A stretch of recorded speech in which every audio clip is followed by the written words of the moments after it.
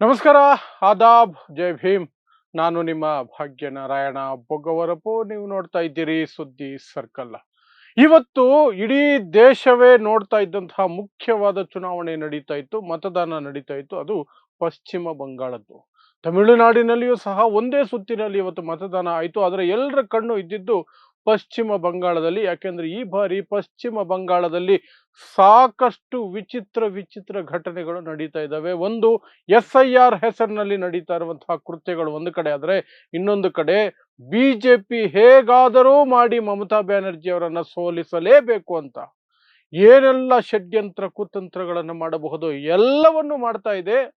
ಚುನಾವಣಾ ಆಯೋಗದ ನಡವಳಿಕೆಯು ಸಹ ಸಾಕಷ್ಟು ಪ್ರಶ್ನಾರ್ಥಕವಾಗಿಯೇ ಉಳ್ಕೊಂಡಿದೆ ಮತ್ತು ಮುಂದುವರಿತಾ ಇದೆ. ಆ ಕಾರಣಕ್ಕಾಗಿ ಪಶ್ಚಿಮ ಬಂಗಾಳದ ಮೊದಲ ಹಂತದ ಮತದಾನ ಏನಿತ್ತಲ್ಲ ಇವತ್ತು, ಅದು ದೊಡ್ಡ ಮಟ್ಟದಲ್ಲಿ ಸುದ್ದಿ ಮಾಡುತ್ತಿತ್ತು. ಎವ್ರಿಬಡಿ ವಾಸ್ ಎಕ್ಸ್ಪೆಕ್ಟಿಂಗ್ ಒಂದಲ್ಲ ಒಂದು ರೀತಿ ಹಿಂಸಾತ್ಮಕ ಕೃತ್ಯಗಳು ನಡೆಯುತ್ತೆ ಆ ಮಟ್ಟಕ್ಕೆ ಹೋಗಿತ್ತು. ಅದೇ ರೀತಿ ಎಲ್ಲರೂ ಊಹೆ ಮಾಡಿದಂತೆ ಇವತ್ತು ಪಶ್ಚಿಮ ಬಂಗಾಳದಲ್ಲಿ ಸಾಕಷ್ಟು ಹಿಂಸಾಚಾರ ನಡೆದಿದೆ. ಅದರಲ್ಲಿ ಎರಡು ಮುಖ್ಯ ಘಟನೆಗಳನ್ನ ನಿಮಗೆ ವಿವರಿಸುವಂತಹ ಪ್ರಯತ್ನ ಮಾಡ್ತೀನಿ. ಅದರಲ್ಲಿ ಒಂದು ಘಟನೆಯಲ್ಲಿ ಬಿಜೆಪಿ ಅಭ್ಯರ್ಥಿಯನ್ನ ಹಿಟ್ಟಾಡಿಸಿಕೊಂಡು ಹೊಡೆದಿದ್ದಾರೆ. ಹಿಟ್ಟಾಡಿಸಿಕೊಂಡು ಓಡಿದ್ರು ಬಿಡ್ತಿಲ್ಲ, ಪೊಲೀಸರ ಅಡ್ಡ ಬಂದ್ರು ಬಿಡ್ತಿಲ್ಲ, ಸರಿಯಾಗಿ ಚಚ್ಚು ಬಿಸಾಕಿದ್ದಾರೆ ಬಿಜೆಪಿ ಅಭ್ಯರ್ಥಿಯನ್ನ. ಇನ್ನೊಂದರಲ್ಲಿ ಕಚ್ಚಾ ಬಾಂಬ್ ಸ್ಫೋಟ ಆಗಿದೆ. ಎಲ್ಲಿ? ಮುರ್ಷಿದಾಬಾದ್ನಲ್ಲಿ. ಮುರ್ಷಿದಾಬಾದ್ ಯಾಕೆ ಇತ್ತೀಚೆಗೆ ಸುದ್ದಿಯಲ್ಲಿರೋದು? ಅಲ್ಲಿ ಒಂದು ಬಾಬರಿ ಮಸೀದಿ ಕಟ್ಟುತ್ತೀನಿ ಅಂತ ಒಬ್ಬ ಪುಣ್ಯಾತ್ಮ ಮುಸ್ಲಿಂ ವ್ಯಕ್ತಿ ಬಂದು ಬಿಜೆಪಿ ಜೊತೆ ಕೈ ಜೋಡಿಸಿಕೊಂಡು, ಅದು ಈಗ ಆಲ್ಮೋಸ್ಟ್ ಪ್ರೂವ್ ಆಗಿದೆ, ಮತಗಳನ್ನ ಒಡೆಯುವಂತಹ ಕೃತ್ಯಕ್ಕೆ ಕೈ ಹಾಕಿದಂತಹ ಕ್ಷೇತ್ರ. ಹಾಗಾಗಿ ಅದು ದೊಡ್ಡ ಸುದ್ದಿಯಲ್ಲಿದೆ. ಸೊ ಅಲ್ಲಿ ಕಚ್ಚಾ ಬಾಂಬ್ ಆಯ್ತು. ಕಚ್ಚಾ ಬಾಂಬ್ ನಂತರ ದೊಡ್ಡ ಡ್ರಾಮಾ ನಡೀತು ಅದೇ ವ್ಯಕ್ತಿಯ ಕಡೆಯಿಂದ. ಅದೇನು ಅನ್ನೋದನ್ನು ಸಹ ನಿಮಗೆ ವಿವರಿಸುವಂತಹ ಪ್ರಯತ್ನವನ್ನು ಮಾಡ್ತೀನಿ. ಸೊ ಇವತ್ತು ಪಶ್ಚಿಮ ಬಂಗಾಳದಲ್ಲಿ ಮೊದಲ ಹಂತದ ಚುನಾವಣೆ 152 ಕ್ಷೇತ್ರಗಳಿಗೆ. ಪಶ್ಚಿಮ ಬಂಗಾಳದಲ್ಲಿ ಟೋಟಲ್ ಇರೋದು 294 ಕ್ಷೇತ್ರಗಳು. ಅದರಲ್ಲಿ 148 ಕ್ಷೇತ್ರಗಳನ್ನ ಯಾರು ಗೆಲ್ತಾರೋ ಅವರು ಅಧಿಕಾರಕ್ಕೆ ಬರೋದು. ಸೊ ಕಳೆದ ಬಾರಿಯ ಹಾಗೆ 2021ರ ಬಾರಿಯ ಹಾಗೆ ಈ ಬಾರಿಯೂ ಸಹ ಫೈಟ್ ಇರೋದು ಮುಖ್ಯವಾಗಿ TMC ತೃಣಮೂಲ ಕಾಂಗ್ರೆಸ್ ಮತ್ತು ಬಿಜೆಪಿ ಭಾರತೀಯ ಜನತಾ ಪಾರ್ಟಿಯ ನಡುವೆ ಪೈಪೋಟಿ ಇರೋದು. ಅಲ್ಲಿ ಕಾಂಗ್ರೆಸ್ ಮತ್ತು ಕಮ್ಯುನಿಸ್ಟರ ಮೈತ್ರಿ ಏನಿದೆ ಅದು ನಗಣ್ಯ ಅಂತಲೇ ಅನ್ಕೋಬೇಕು. ಸೇಮ್ ಲೈಕ್ 2021 2021ರಲ್ಲಿ ಯಾವ ರೀತಿ ಇತ್ತು ಅದೇ ರೀತಿ ಚಿತ್ರಣ ಇದೆ. ಕಳೆದ ಬಾರಿ ಬಿಜೆಪಿ ಏನೆಲ್ಲ ಪ್ರಯತ್ನಗಳನ್ನು ನಡೆಸ್ತು, ಆದರೂ ಸಹ 80 ಸಹ ಟಚ್ ಮಾಡೋದಕ್ಕೆ ಬಿಜೆಪಿಗೆ ಸಾಧ್ಯ ಆಗಲಿಲ್ಲ. 80ಕ್ಕಿಂತ ಕೆಳಗಡೆನೆ ಉಳಿತು. ಕಳೆದ ಬಾರಿಯೂ ಸಹ ಈ ಬಾರಿಯ ಹಾಗೇನೆ ಗೋಧಿ ಮಾಧ್ಯಮಗಳು ಬಿಜೆಪಿ ಅಧಿಕಾರಕ್ಕೆ ಬಂದೇ ಬಿಡ್ತು, ಮಮತಾ ಬ್ಯಾನರ್ಜಿ ಸರ್ಕಾರವನ್ನ ಕೆಡವಿಯೇ ಬಿಡ್ತು ಅನ್ನುವ ರೀತಿಯ ವರದಿಗಳನ್ನ, ಎಕ್ಸಿಟ್ ಪೋಲನ್ನ, ಒಪಿನಿಯನ್ ಪೋಲನ್ನ ಸಾಕಷ್ಟು ಕೊಟ್ಟರು ಸಹ ಅದು 3 ಅಂಕಿಗಳಿಗೆ ತಲುಪಲೇ ಇಲ್ಲ. 3 ಅಂಕಿಗಳಿಗೆ ಬಿಜೆಪಿ ತಲುಪಲೇ ಇಲ್ಲ. ಮಮತಾ ಬ್ಯಾನರ್ಜಿ ಜಯಶಾಲಿ ಆದರು. ಈ ಬಾರಿಯೂ ಸಹ ಅಂತಹದೇ ಒಂದು ಒಪಿನಿಯನ್ ಪೋಲ್ಗಳನ್ನ ನಿರಂತರವಾಗಿ ಕೊಡ್ತಾ ಬರ್ತಿದ್ದಾವೆ ಗೋಧಿ ಮಾಧ್ಯಮಗಳು. ಸೊ ಅವುಗಳ ಪ್ರಕಾರ ಈ ಬಾರಿ ಮಮತಾ ಬ್ಯಾನರ್ಜಿ ಸೋಲು ಖಚಿತ, ಬಿಜೆಪಿ ಸರ್ಕಾರ ಪಶ್ಚಿಮ ಬಂಗಾಳದಲ್ಲಿ ಬರೋದು ನಿಶ್ಚಿತ. ಇದು ಗೋಧಿ ಮಾಧ್ಯಮಗಳು, ಎಂಜಲು ಮಾಧ್ಯಮಗಳ ವಾದ ಅಥವಾ ಅವುಗಳು ಪ್ರಕಟಿಸ್ತಾ ಇರುವ ಸುದ್ದಿಗಳ ವಿಚಾರ. ಸೊ ಈ ಏನು ಇವತ್ತು ಮೊದಲನೇ ಹಂತದ ಮತದಾನ ನಡೀತು, ಎಲ್ಲರೂ ಅನ್ಕೊಂಡಿದ್ದು ಏನು ಅಂದ್ರೆ SIR ವಿಚಾರ ಆಗಿರಬಹುದು, ಇನ್ಯಾವುದೇ ವಿಚಾರಗಳಾಗಿರಬಹುದು, ಪಶ್ಚಿಮ ಬಂಗಾಳದಲ್ಲಿ ಈ ಬಾರಿ ಹಿಂಸೆ ನಡೆಯುತ್ತೆ ಮತದಾನದ ದಿನ ಅಂತ. ಅದೇ ರೀತಿ ನಡೀತು. ಈ ಸಾಕಷ್ಟು ಕಡೆ ಎಲ್ಲೆಲ್ಲೋ ಒಂದು ಕಡೆ ಎರಡು ಕಡೆ ಅಲ್ಲ, ಸಾಕಷ್ಟು ಕಡೆ ಗಲಾಟೆಗಳು, ಕೈ ಮಿಲಾಯಿಸೋದು, ಹೊಡೆದಾಟ, ಬಡದಾಟ, ಬೂತ್ ಕ್ಯಾಪ್ಚರಿಂಗ್ ಅಂತ ಪ್ರಯತ್ನಗಳು, ಏನೇನೋ ನಡೆದಿರೋ ಸುದ್ದಿಗಳಿದಾವೆ. ಆದ್ರೂ ಎರಡು ಮುಖ್ಯವಾದ ಸುದ್ದಿಗಳು ಇಡೀ ದೇಶದ ಗಮನವನ್ನು ಸೆಳೀತಾ ಇದೆ. ಒಂದು, ಒಬ್ಬ ಅಭ್ಯರ್ಥಿ ಸುವೇಂದು ಸರ್ಕಾರ್ ಅಂತ ಕುಮಾರ್ಗಂಜ್ ಅನ್ನುವಂತಹ ಸೀಟ್, ಆ ಸೀಟಿನಿಂದ ಬಿಜೆಪಿಯ ಅಭ್ಯರ್ಥಿ ಸುವೇಂದು ಸರ್ಕಾರ್, ಆ ವ್ಯಕ್ತಿ ವೋಟಿಂಗ್ ನಲ್ಲಿ ಏನೋ ನಡೀತಾ ಇದೆ, ಸಂಶಯಾತ್ಮಕವಾಗಿ ಏನೋ ನಡೀತಾ ಇದೆ ಅಂತ ಬೂತ್ ಹತ್ರ ಬಂದು ಅಲ್ಲಿ ಬಿಲ್ಡಪ್ ಕೊಡೋ ಪ್ರಯತ್ನವನ್ನು ಮಾಡ್ತಾರೆ. ಬಿಜೆಪಿಗೆ ಏನು ಅಂದ್ರೆ ಎಲೆಕ್ಷನ್ ಕಮಿಷನ್ ನಮ್ಮ ಕೈಯಲ್ಲಿದೆ, ಧರ್ಮದ ಹೆಸರಿನಲ್ಲಿ ಜನರ ಬ್ರೈನುಗಳು ನಮ್ಮ ಕೈಯಲ್ಲಿದೆ, ಹಣಬಲ ಇದೆ, ಕೇಂದ್ರದಲ್ಲಿ ಸರ್ಕಾರ ಇದೆ. ಹಾಗಿರ್ಬೇಕಾದ್ರೆ ನಾವು ಎಲ್ಲೇ ಹೋದ್ರೂ ದೌಲತ್ತಲ್ಲಿ ನಡೆದುಕೊಳ್ಳಬೇಕು, ನಾವು ಏನೋ ದೊಡ್ಡ ಡಾನ್ ತರ ತೋರಿಸ್ಕೊಳ್ಬೇಕು ಅಂತ. ಅದೇ ರೀತಿ ಸುವೇಂದು ಸರ್ಕಾರ ಸಹ ಅಲ್ಲಿ ಬೂತ್ ಹತ್ರ ಹೋಗಿ ಒಂದಷ್ಟು ಏನ್ ರೂಢಿಸ್ತಾ ಇದ್ರ, ಏನ್ ಮಾಡ್ತಿದ್ದೀರ ಅಂತ ಒಂದು ಡೈಲಾಗ್ಗಳನ್ನು ಹೊಡೆಯೋ ಪ್ರಯತ್ನ ಮಾಡಿದ ತಕ್ಷಣ ಅಲ್ಲಿದ್ದಂತಹ ತೃಣಮೂಲ ಕಾಂಗ್ರೆಸ್ಸಿನ ಬೆಂಬಲಿಗರು ಮತ್ತು ಕಾರ್ಯಕರ್ತರು ಕಾನೂನನ್ನ ಕೈಗೆ ತಗೊಂಡ್ರು. ಅವ್ರು ಮಾಡಿದ್ದು ಸರಿನಾ ಅಂದ್ರೆ ತಪ್ಪು ತಪ್ಪು ತಪ್ಪು ತಪ್ಪು, ಅದರಲ್ಲಿ ಎರಡು ಮಾತಿಲ್ಲ. ಬಟ್ ಅಲ್ಲಿ ನಡೆದಿದ್ದೇನು, ಹಿಟ್ಟಾಡಿಸ್ಕೊಂಡು ಹೊಡೆದ್ರು. ಸುವೇಂದು ಅಧಿಕಾರಿ ಓಡಿದ್ರು ಸಹ ಬಿಡ್ತಾ ಇಲ್ಲ, ಹಿಮ್ಮೆಟ್ಟಿಸ್ಕೊಂಡು ಹೋಗಿ ಹೊಡಿತಾ ಇದ್ದಾರೆ. ಪೊಲೀಸರ ಅಡ್ಡ ಬಂದು ರಕ್ಷಣೆ ಮಾಡೋ ಪ್ರಯತ್ನ ಮಾಡ್ತಿದ್ದಾರೆ, ಬಾಡಿ ಗಾರ್ಡ್ಗಳು ಬಂದು ರಕ್ಷಣೆ ಮಾಡೋಕೆ ಪ್ರಯತ್ನ ಮಾಡ್ತಿದ್ದಾರೆ. ಹ್ಞೂ ಒಬ್ಬರನ್ನ ಎಳೆದು ಪಕ್ಕಕ್ಕೆ ಬಿಸಾಕಿದ್ರೆ ಇನ್ನೊಬ್ಬರ ಮೈ ಮೇಲೆ ಬಿದ್ದು ಚಚ್ತಾ ಇದ್ದಾರೆ. ಒಬ್ಬರನ್ನ ತಡೆಯಕ್ ಹೋದ್ರೆ ಇನ್ನೊಬ್ರು ಹಿಡ್ಕೊಂಡು ಬಾರಿಸ್ತಿದ್ದಾರೆ. ದಾರಿಯಲ್ಲಿ ಹೋಗೋರೆಲ್ಲ ಹಿಡ್ಕೊಂಡು ಬಾರಿಸಾಕಿದ್ದೆ ಇವತ್ತು, ದಾರಿಯಲ್ಲಿ ಹೋಗೋರೆಲ್ಲರೂ. ಸೊ ಈಗ ಹಾಗಾದ್ರೆ ಪಶ್ಚಿಮ ಬಂಗಾಳದ ಪೊಲೀಸರು ಇದರಲ್ಲಿ ಕೈವಾಡ ಇದೆ, ಅಲ್ಲಿನ ಪೊಲೀಸ್ ವ್ಯವಸ್ಥೆ ಸರಿ ಇಲ್ಲ.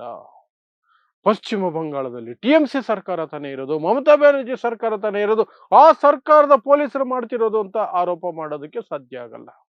ಬಟ್ ಅಂಧ ಭಕ್ತರು ಆ ರೀತಿಯೂ ಸಹ ಆರೋಪಗಳನ್ನ ಮಾಡ್ಕೊಂಡಿದ್ದಾರೆ. ಸೋಷಿಯಲ್ ಮೀಡಿಯಾದಲ್ಲಿ ಮಾಡಕ್ ಆಗೋದಿಲ್ಲ, ಯಾಕೆಂದ್ರೆ ಈಗ complete control of law and order, ಕಾನೂನು ಮತ್ತು ಸುವ್ಯವಸ್ಥೆಯ ಪೂರ್ತಿ ಹತೋಟಿ ಚುನಾವಣಾ ಆಯೋಗದ ಕೈಯಲ್ಲಿರುತ್ತೆ. ಅದರಲ್ಲೂ ವಿಶೇಷವಾಗಿ ಪಶ್ಚಿಮ ಬಂಗಾಳದಲ್ಲಿ ಚುನಾವಣೆಗಳು ಘೋಷಣೆಯಾದ ಕೆಲವೇ ಗಂಟೆಗಳಲ್ಲಿ 50 ಜನ ಹಿರಿಯ IPS ಅಧಿಕಾರಿಗಳನ್ನು ಒಳಗೊಂಡಂತೆ ಪೊಲೀಸ್ ಅಧಿಕಾರಿಗಳನ್ನ ಟ್ರಾನ್ಸ್ಫರ್ ಮಾಡಿದ್ರು. ಎಲೆಕ್ಷನ್ ಕಮಿಷನ್ಗೆ ಯಾರು ಬೇಕೋ ಅವರನ್ನ ಹಾಕೊಂಡ್ರು, ಎಲೆಕ್ಷನ್ ಕಮಿಷನ್ಗೆ ಯಾರು ಬೇಕೋ ಅವರನ್ನ ಹಾಕೊಂಡ್ರು ಅನ್ನೋದು ಒಫಿಷಿಯಲ್ ಆಗಿ ಹೇಳಬಹುದಾದಂತಹದ್ದು. ಅನ್ಅಫಿಷಿಯಲ್ ಆಗಿ TMC ಹೇಳ್ತಿರೋದೇನು ಅಂದ್ರೆ ಬಿಜೆಪಿಗೆ ಯಾರು ಬೇಕೋ ಅವರನ್ನ ಹಾಕೊಂಡ್ರು. ಮತ್ತು ಇಡೀ ಚುನಾವಣಾ ವ್ಯವಸ್ಥೆಯಲ್ಲಿ ಅಲ್ಲಿ ಆಗುವಂತಹ ಪ್ರತಿಯೊಂದು ಕಾನೂನು ವಿಚಾರದ ಕೃತ್ಯಗಳಿಗೆ ಚುನಾವಣಾ ಆಯೋಗನೇ ಜವಾಬ್ದಾರಿ ಆಗುತ್ತೆ. ಅವರೇ ರಕ್ಷಣೆ ಒದಗಿಸಬೇಕಾಗಿರೋದು, ಅವರೇ ಪೊಲೀಸರ ನಿಯೋಜನೆ ಮಾಡಬೇಕಾಗಿರೋದು, ಅವರೇ ಅರೆಸೇನಾ ಪಡೆಗಳನ್ನ ನಿಯೋಜನೆ ಮಾಡಬೇಕಾಗಿರೋದು. ಹಾಗಾಗಿ ಈ ಹಿಂಸಾಚಾರವನ್ನ ತಡೆಯೋದಕ್ಕೆ ವಿಫಲ ಯಾರಾದರೂ ಆಗಿದ್ರೆ, ಒಬ್ಬ ಅಭ್ಯರ್ಥಿಯ ಮೇಲೆ ಹಲ್ಲೆ ಆಗುತ್ತೆ, ದಾಳಿ ಆಗುತ್ತೆ, ಹಿಟ್ಟಾಡಿಸ್ಕೊಂಡು ಹೊಡಿತಾರೆ ಬಿಜೆಪಿ ಅಭ್ಯರ್ಥಿಯನ್ನ ಅಂದ್ರೆ ಅದಕ್ಕೆ ಚುನಾವಣಾ ಆಯೋಗನೇ ಜವಾಬ್ದಾರ ಆಗತ್ತೆ. ಸೊ ಚುನಾವಣಾ ಆಯೋಗ ಈಗ ಹೇಳ್ತಾ ಇದೆ, ವಿಡಿಯೋಗಳಿದಾವೆ, ಯಾರೆಲ್ಲ ದಾಳಿ ಮಾಡಿದ್ರು, ಹಲ್ಲೆ ಮಾಡಿದ್ರು ಒಬ್ಬರನ್ನು ಬಿಡೋದಿಲ್ಲ, ಎಲ್ಲರ ಮೇಲೂ ಕ್ರಮ ಆಗತ್ತೆ ಅಂತ ನೋಡ್ಬೇಕು.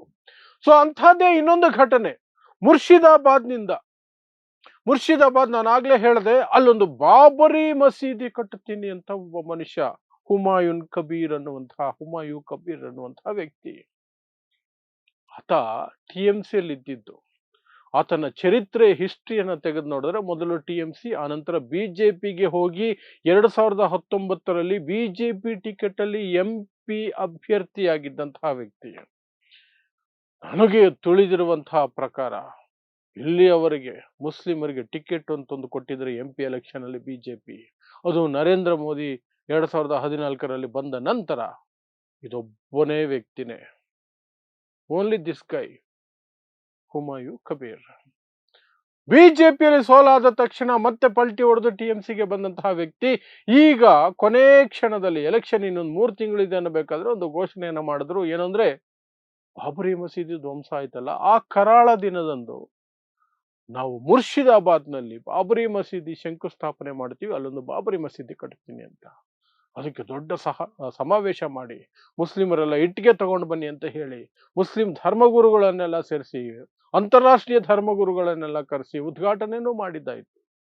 ಆ ನಂತರ ಗುಸು ಶುರುವಾಯ್ತು. ಇದೆಲ್ಲ ಬಿಜೆಪಿಯ ನಾಟಕ, ಮುಸ್ಲಿಮರ ವಿರುದ್ಧ ಹಿಂದೂಗಳನ್ನ ಎತ್ತಿ ಕಟ್ಟೋದಕ್ಕೆ ಬಿಜೆಪಿಯ ನಾಟಕ ಅಂತ. ಯಾಕಂದ್ರೆ ಬಿಜೆಪಿಯವರ ಡೈಲಾಗುಗಳು ಈ ಪ್ರಕರಣದ ಕುರಿತಾಗಿಯೇ ಬರೋಕ್ ಶುರು ಮಾಡಿದ್ರು. ಇಲ್ಲಿ ಬಾಬರಿ ಮಸೀದಿಯನ್ನ ಕಟ್ಟೋಕೆ ಪ್ರಯತ್ನ ಮಾಡ್ತಿದ್ದಾರೆ, ನಾವು ಬಿಡಲ್ಲ, ಕಟ್ಟಿದ್ರು ಸಹ ನಾವು ಅಧಿಕಾರಕ್ಕೆ ಬರ್ತೀವಿ, ಅದನ್ನ ಕೆಡವು ಬಿಸಾಕ್ಬಿಡ್ತೀವಿ ಅಂತ ಬಿಜೆಪಿ ಡೈಲಾಗುಗಳು.